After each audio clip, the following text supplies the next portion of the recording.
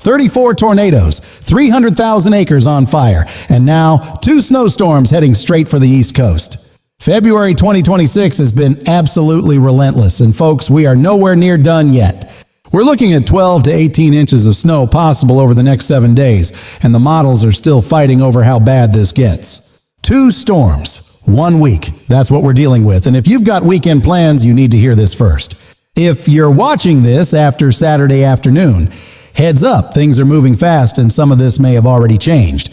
I've been getting messages all week asking about this weekend, so let's cut through all the noise and talk straight. Now for those of you just joining us, here's the quick version of what February has thrown at us so far. We had a tornado outbreak on Valentine's Day weekend. 34 twisters touched down across Louisiana, Mississippi, and Texas. Then a massive blizzard buried the Twin Cities under 3 feet of snow. Highways shut down. Absolute chaos. And the Ranger Fire in Oklahoma. Nearly 300,000 acres burned and still going with no rain in sight through March. So yeah, it's been one heck of a month, and now we've got 2 more snowstorms lining up. Let's get into it. All right, here's what's happening right now across the country, because there's a lot going on as we speak. We've got this messy system pushing through the Northeast. Snow, sleet, freezing rain, the whole 9 yards. Travel is rough out there today, so if you were planning to hit the road, you might want to think twice about that. Black ice is the sneaky one. Roads look fine, then suddenly you're sliding. Please take it slow out there. Now, here's something interesting. While the Northeast is getting hammered, Chicago is sitting at 65 degrees today. That's about 20 degrees above normal for this time of year. Feels more like April than February out there. Same country, completely different weather. That's the kind of pattern we're stuck in right now. Let me run through what the major cities are dealing with so you know what to expect in your neck of the woods. New York City, temperatures in the mid-30s to mid-40s. Wintry mix making the commute a real headache today. Boston, similar situation. That freezing rain is causing problems on the roads, especially the bridges and overpasses. Philadelphia, you're right in that tricky zone where it could go either way, rain or snow depending on the hour. Washington, D.C. and Baltimore sitting on that rain-snow line. Freezing rain is the main concern right now.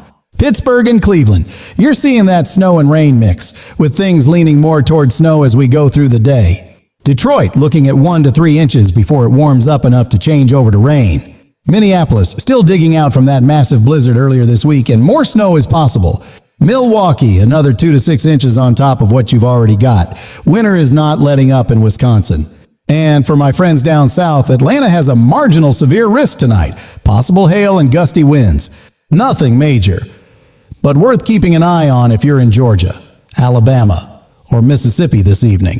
All right, now let's talk about what everyone's really been asking about. These 2 snowstorms heading our way. 2 storms, 1 week, that's the headline, and it's got a lot of folks understandably concerned. Storm number 1 is the system causing all this wintry weather right now. It's already in progress. As colder air moves in tonight and tomorrow, this is going to transition to all snow for areas north and west. We're looking at a good 6 to 8 inches possible from Nebraska through Iowa and into northern Illinois from this first system.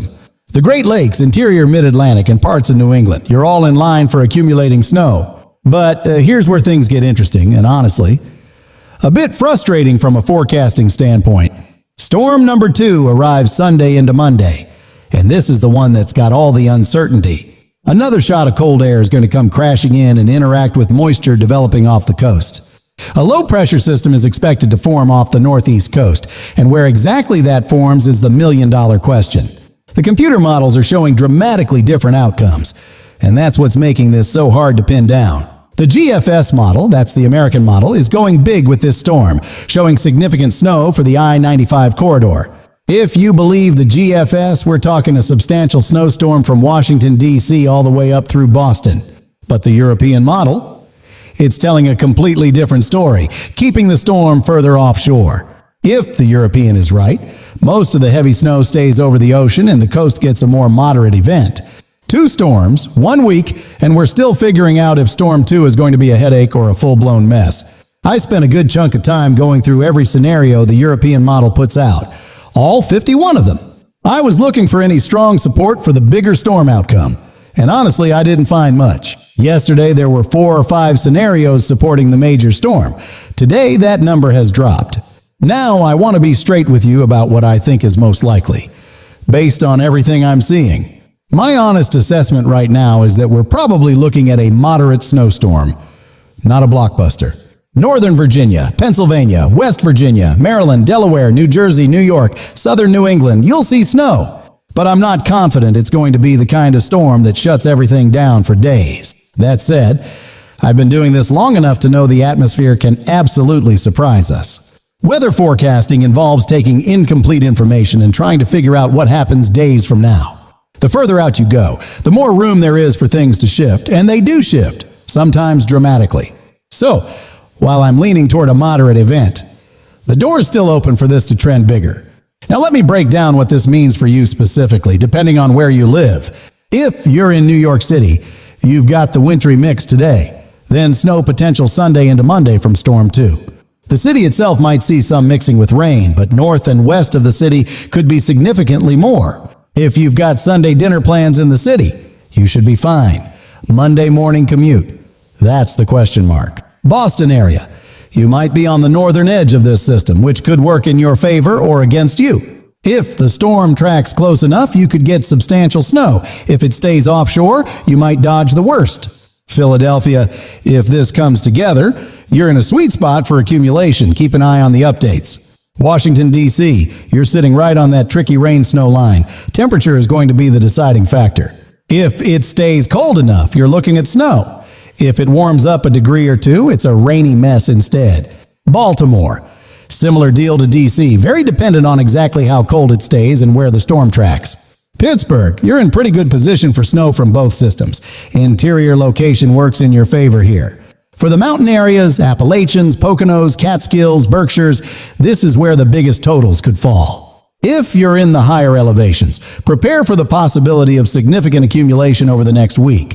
When you add both storms together, interior areas could see that 12 to 18-inch total I mentioned at the top. Now here's something that's not getting enough attention, and it's weighing on me quite a bit. While everyone's focused on the snow, the fire situation in the southern plains remains extremely dangerous. The conditions there are textbook bad, strong winds, bone-dry vegetation, humidity in the teens. That Ranger fire in Oklahoma has burned nearly 300,000 acres, and there's no significant rain coming through March 1st. If you're in Oklahoma, the Texas Panhandle, or western Kansas, please be extremely careful right now. No outdoor burning, no tossing cigarettes, nothing that could spark. One mistake can destroy entire communities. I've seen the footage coming out of there and it's heartbreaking. Families losing everything they have. All right, shifting gears. Let me talk about what's happening after these two storms pass through. We've got more cold air lined up behind this system. It's going to be a bit of a roller coaster into early March. Temperatures will spike for a day or two. Then another cool shot comes through. That's the pattern we're stuck in. For my friends in the southeast, the freeze line is going to push further south than you might expect. Southern Mississippi, Alabama, Georgia, the Carolinas. You're going to see some chilly nights as February wraps up. If you got a little antsy and planted your garden early thinking spring was here, you might want to cover those plants. It's not going to be Arctic cold, but overnight lows will definitely be on the cool side for the next week or so. Even Florida is going to feel this, not extreme, but enough to notice when you step outside in the morning. Out west, the mountains are getting hammered with snow right now, and that's actually good news. The Sierras, the Cascades, Lake Tahoe area, they're measuring snow in feet, which is great for the water supply. California desperately needed this moisture, so while it's causing travel headaches, it's a net positive. Let me give you the day-by-day breakdown so you can plan your week accordingly. Today and tonight, wintry mix continues in the northeast. Fire danger persists in the southern plains. There's that marginal severe risk along the Gulf Coast this evening. Nothing major, but stay aware. Saturday, first storm wraps up. We'll get final snow totals, then a brief break before round 2. This is your window to get any last-minute supplies if you think you might need them for the weekend. Saturday night into Sunday, cold air really starts surging in, setting the stage for storm number 2. Sunday into Monday, this is the main event window. If we're going to see significant impacts, this is when. Parents, there's a real possibility of school delays or closings Monday in some areas. Keep that in mind. Early next week, another reinforcing shot of cold air. Freeze concerns extend into the deep south. 2 storms, 1 week, and by Monday afternoon, we'll finally know exactly how it all played out. All right, I want to take a moment to hear from you folks, because your feedback really does matter to me. Shout out to everyone who commented this week asking about the weekend. I heard you, and that's why we went deep on this today. Where are you watching from right now?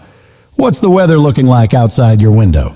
Are you dealing with that wintry mess in the Northeast, worried about the fire danger out in the plains? Or maybe you're one of the lucky ones in Chicago enjoying 65 degrees while the rest of us freeze. Drop your city in the comments. I read every single one, and I genuinely enjoy our conversations here.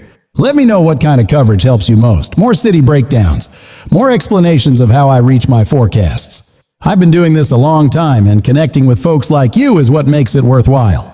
Now here's what I'd suggest you actually do based on where you live, because knowing isn't enough. If you're in the Northeast and Mid-Atlantic, make sure you've got your snow supplies ready just in case. Check your shovels, make sure you've got salt or sand. Stock up on the basics this weekend.